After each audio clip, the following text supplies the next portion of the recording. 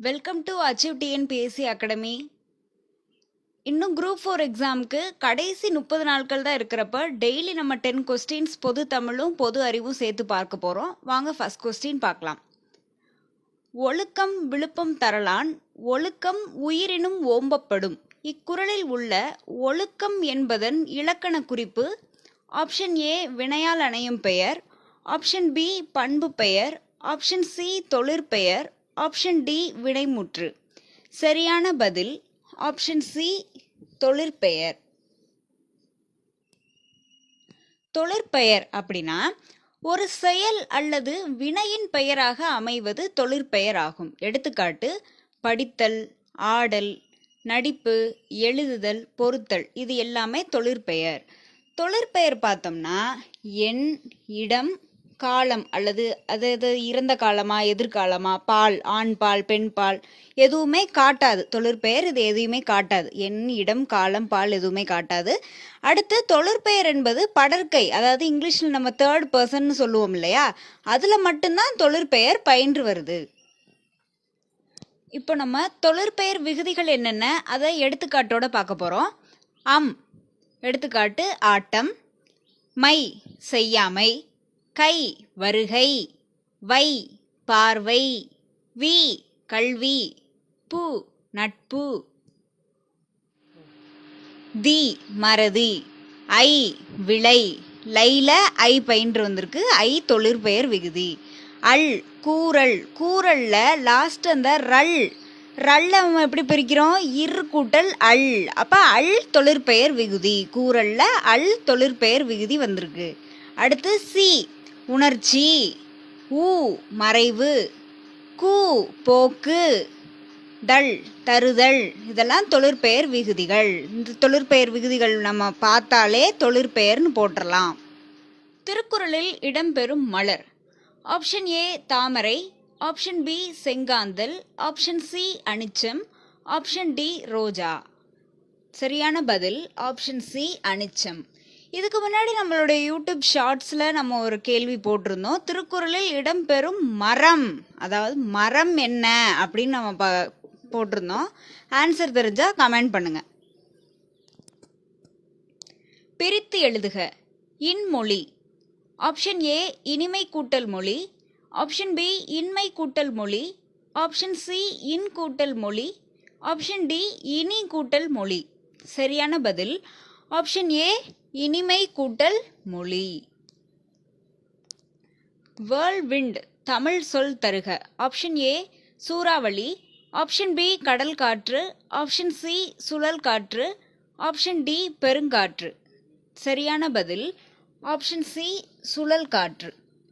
சூறாவளி அப்படின்னா சைக்ளோன், கடல் காற்று சீ பிரீஸ், சரிங்களா. சுழல் காற்றுனா பார்த்தோம் விர்ல்விண்ட், பெருங்காற்றுனா டெம்பஸ்ட். அடுத்த கேள்வி, சிறுகதையின் முடிசூடா மன்னன் என அழைக்கப்படுபவர் யார்? Option A Jayakanthan, option B Mauni, option C Pudhumaipithan, option D கல்கி ரா கிருஷ்ணமூர்த்தி. சரியான பதில் ஆப்ஷன் ஏ ஜெயகாந்தன். அதாவது தமிழ் சிறுகதையின் மன்னன் அப்படின்னு அழைக்கப்படுபவர் புதுமை பித்தன். சிறுகதையின் முடிசூடா மன்னன் என ஜெயகாந்தனை அழைத்தவர் யார் அப்படின்னா கல்கி ரா கிருஷ்ணமூர்த்தி. ஓகேவா. அடுத்த கேள்வி, புத்தரை சித்தரிக்கும் நாணயங்களை அறிமுகப்படுத்திய மன்னர் யார்? Option A Rudradaman, option B Kanishka, option C Nahapana, option D Gautamiputra Satakarni. சரியான பதில் ஆப்ஷன் பி கனிஷ்கர். கனிஷ்கர் இவர் குசானர்களின் வம்சத்தை சார்ந்தவர். இவர் குசானர்கள் வம்சத்தில் ஒரு தலை சிறந்த மன்னராகவும் அறியப்படுகிறார். அடுத்து இரண்டாம் அசோகர் என்று கனிஷ்கரை அழைப்பாருங்க. அப்புறம் கனிஷ்கருடைய ஆட்சி காலத்தில் அரச மதமாக பௌத்த மதத்தை அறிவித்தார். கனிஷ்கர் பௌத்த மதத்தை தழுவ காரணமாக இருந்தவர் யாரு? அஸ்வகோசர். கனிஷ்கர் 4வது புத்த மாநாட்டை எங்க நடத்தினாரு? ஸ்ரீநகர்ல நடத்தியிருக்காரு. உவிகேஷன் இவர் கனிஷ்கருடைய மகன். இவர் 2ஆம் கனிஷ்கர் என்று தன்னைத்தானே அழைத்து கொண்டார். யாரு? உவிகேஷன்.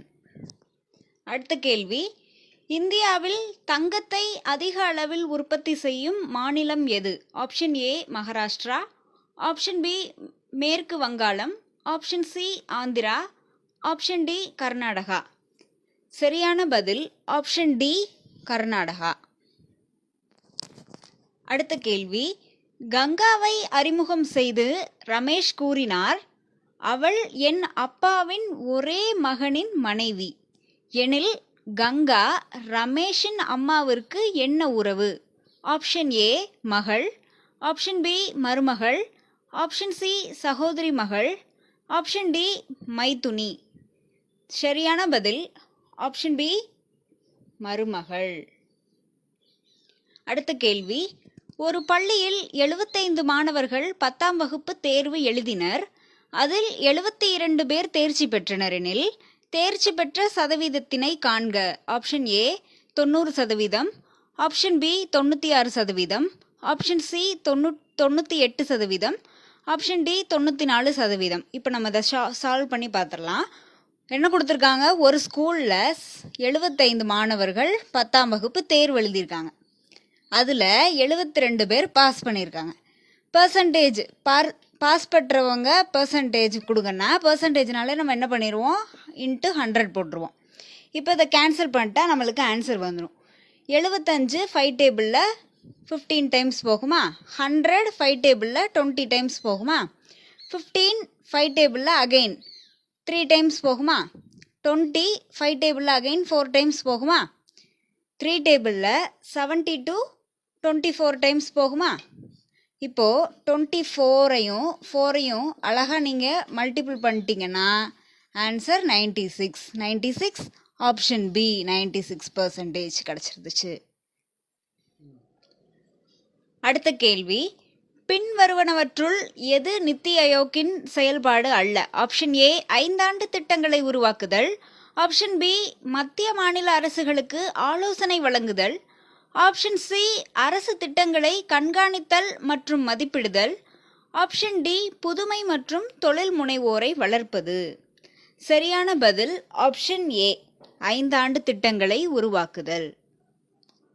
நிதி ஆயோக் அதாவது திட்டக்குழுவுக்கு பதிலாகத்தான் நிதி ஆயோக் அமைக்கப்பட்டது. பிளானிங் கமிஷனுக்கு பதிலாக தான் நிதி ஆயோக் கொண்டு வந்தாங்க.